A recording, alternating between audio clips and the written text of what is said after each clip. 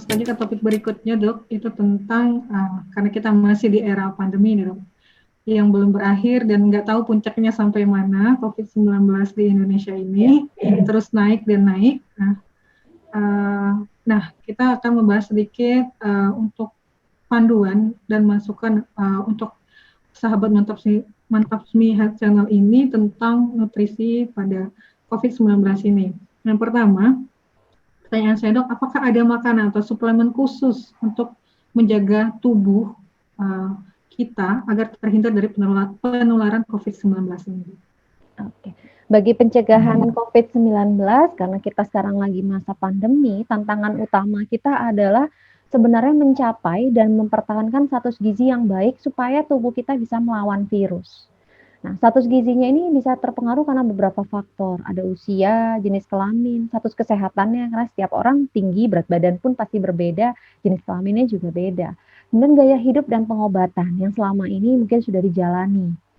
Untuk bisa menjaga tubuh ini, gizi yang optimal dan asupan nutrisi ini sangat berdampak terkait dengan kekebalan tubuh. Dan satu-satunya cara adalah menjaga supaya sesuai dengan anjuran kesehatan kita untuk bisa menjaga asupan makan kita agar kita mendapatkan zat-zat yang utama untuk bekal tubuh sendiri melawan dari kemungkinan adanya patogen ataupun penularan COVID. Jadi kalaupun sudah artinya lingkungan kita ini sudah sangat terpapar sekali. Jadi untuk menghindarinya mungkin sulit. Yang dilakukan adalah menjaga tubuh kita.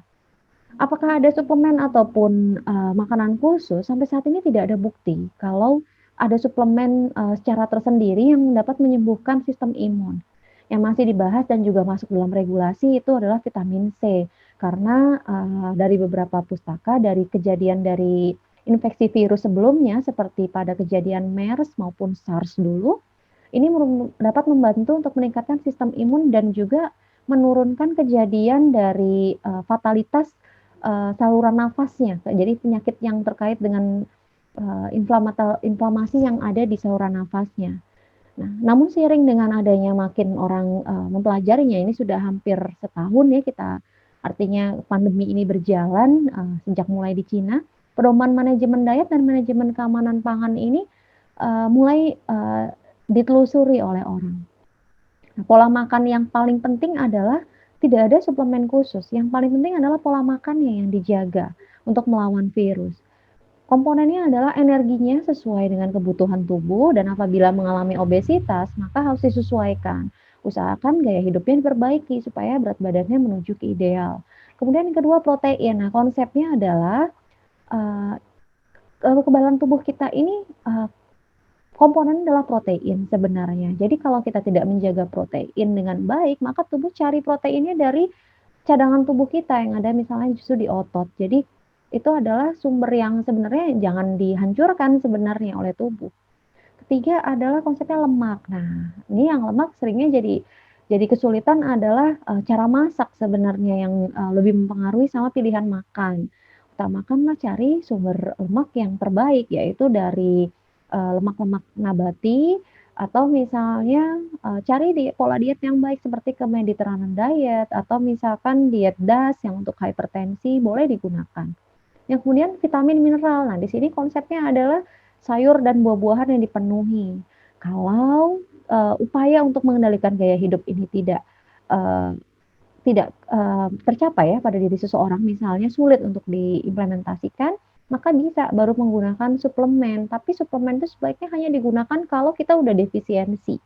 Karena nanti kalau terlalu sering menggunakan suplemen, maka kita tidak bisa melihat efek toksisitasnya gitu, karena bisa jadi nggak wise menggunakannya atau kurang bijaksana. Oke, baik, Dok. Jadi sebenarnya kembali lagi ke pola makan seimbang ya, Dok ya. Iya. Dan jaga tubuh kita dalam posisi gizi yang baik ya, Dok ya. Kembali ke status gizi yang baik. Kita lihat dulu status gizi kita seperti apa. Nah, pertanyaan selanjutnya, Dok, ini apabila nih seseorang itu udah konfirmasi positif COVID-19, tetapi dia tidak ada gejala, Dok, atau kita sering orang yang tidak ada gejala tapi positif, ada nggak tips khusus untuk nutrisinya, Dok, apakah ada tips khusus tadi selain gizi seimbang ya, agar dia bisa tetap kuat dan tidak pada akhirnya dia jatuh kepada sakit. Baik, jadi bagi individu yang sudah terkonfirmasi positif dan mungkin melakukan isolasi mandiri di rumahnya, dengan gejala yang sangat minimal ya, mungkin tetap saja karena ini sudah terkonfirmasi positif, maka ada kebutuhan energi pasien karena status fisiologisnya pasti berubah karena ada agen infeksi. Walaupun, bentuk simptomatiknya atau gejalanya itu tidak keluar. Tapi masih mungkin pasien-pasien itu kebanyakan yang masih di rumah ada keluhan kelelahan sama nafas seperti berat gitu, jadi mudah lelah. Nah, kita perlu walaupun mereka stabil, tentu harus mengoreksi, dari perbedaan kebutuhan energi maupun pengeluaran energinya. Jadi berapa yang harus dimakan maupun yang dikeluarkan. Nah, ini sebenarnya sudah diatur ya, artinya dengan faktor stresnya untuk kebutuhan energinya. Nah, selain kebutuhan energi diperlukan lagi protein. Usahakan lebih tinggi, artinya lebih tinggi daripada individu yang normal. Biasanya sampai 1,2 gram per kilogram berat badan. Kalau individu yang normal kan 0,8 sampai 1 gram per kilogram berat badan. Dan upayakan protein yang bioavailabilitasnya tinggi. Misalnya dari produk telur, ayam. Jadi produknya adalah contohnya yang dari hewani ataupun ikan ya. Kemudian kalau berat badannya berlebih atau misalnya berat badannya termasuk obesitas, ini kita harus koreksi. Jadi harus koreksi dan juga sesuaikan nutrisinya, supaya tidak terjadi justru obesitasnya bikin inflamasi baru yang justru mempengaruhi ya keadaan, penyembuhan pasien ini. Untuk vitamin dan mineral selama, mengalami COVID dianjurkan adalah sesuai saja dulu dengan AKG, kecuali ada indikasi maupun kekurangan yang bermakna. Untuk di Indonesia sendiri, sebenarnya sudah ada panduan pada pasien COVID, kebutuhan untuk vitamin A, B, B6, dan C. Yang paling banyak dipenuhi adalah vitamin B penuhi dengan B-kompleks ataupun dengan, regimen nutrisi lain. Untuk vitamin C ini agak cukup besar biasanya bisa diberikan sampai dengan 500 miligram per 12 jam per hari. Tapi yang perlu diperhatikan ini adalah saluran cernanya juga. Kalau ada keluhan, misalnya walaupun pasiennya OTG artinya tidak ada gejala gitu, bisa saja orang ini memiliki risiko untuk sakit lambung gitu karena kebiasaan di masa lalunya mungkin. Nah, di sini juga kita harus bertindak cukup, bijaksana dalam pemberiannya. Bisa juga dikombinasikan dari sumber-sumber bahan makanan seperti buah-buahan maupun sayur-sayuran.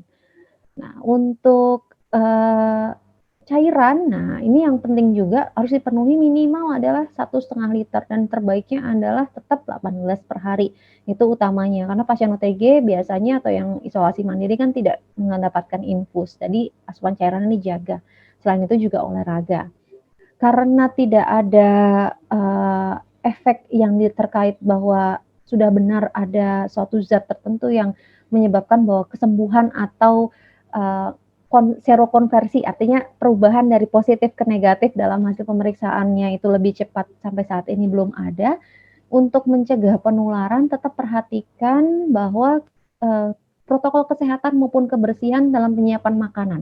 Mungkin kalau yang di rumah sakit kan sudah memenuhi standar. Untuk yang di rumah atau misalkan di tempat-tempat, penampungan untuk isolasi, nah di sini, pasien sendiri artinya yang sudah terkonfirmasi positif maupun, keluarganya mungkin yang membantu mengawasi juga perlu tetap menerapkan informasi tentang penyediaan makanan yang baik. Jadi, cobalah juga harus bereksperimen gitu, karena mungkin ada kebosanan pada pasiennya dan juga, kalau dietnya tidak akan berefek baik ya, artinya tidak akan memiliki efek baik kalau juga tidak ditunjang dengan faktor-faktor lain seperti tidur, jumlah waktu tidur yang baik, kemudian aktivitas fisik, dan juga, faktor-faktor psikologis lain. Nah, ada lagi yang beberapa pedoman yang sudah dirangkum oleh, beberapa instansi termasuk WHO, CDC terkait diet profesional pada pasien COVID itu dianjurkan untuk setidaknya makan buah setiap hari, memenuhi 4 porsi atau sekitar 2 gelas, dan itu biasanya harus variasi dimintanya, beberapa jenis atau dan berbagai macam warna. Kemudian dianjurkan lagi untuk makan sayuran yang segar, setidaknya sehari 2,5 cangkir sayuran. Bisa digabungkan dari sayur-sayuran yang berdaun maupun sayur-sayuran dalam bentuk kacang-kacangan. Kemudian kombinasikan bahan makanan yang banyak biji-bijian dan kacang-kacangan dalam diet sehari-hari. Jadi kalau kita makan itu seperti sayur asem itu kan macam-macam juga isinya, atau sayur lodeh di Indonesia kalau dikemas dengan baik sebenarnya ini memiliki manfaat, pada, keseimbangan nutrisi. Kemudian sebaiknya membatasi daging merah hanya 1 sampai 2 kali seminggu. Kemudian untuk makan daging-dagingan dari unggas atau misalnya dari ayam itu 2 sampai 3 kali dan ikan itu menjadi yang terbaik karena asam lemaknya itu bagus. Kemudian untuk cemilan atau snack-snack utamakan dari buah sama sayur-sayuran, hindari yang tinggi gula, garam, dan lemak di sini. Karena nanti, kalau garam nih masalahnya banyak, tidak hanya terkait dengan diet yang seimbang. Terus masaknya, cara masak juga dihindari yang terlalu lama, karena semakin panjang proses pembuatan makanan, kemungkinan hilang nutrisinya semakin tinggi, terutama vitamin mineral.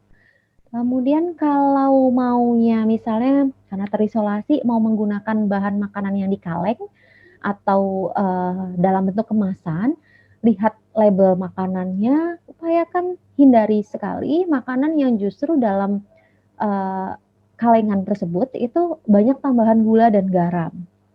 Kemudian sebaiknya, makanannya itu dimakan dalam waktu 5 sampai 10 menit setelah dimasak.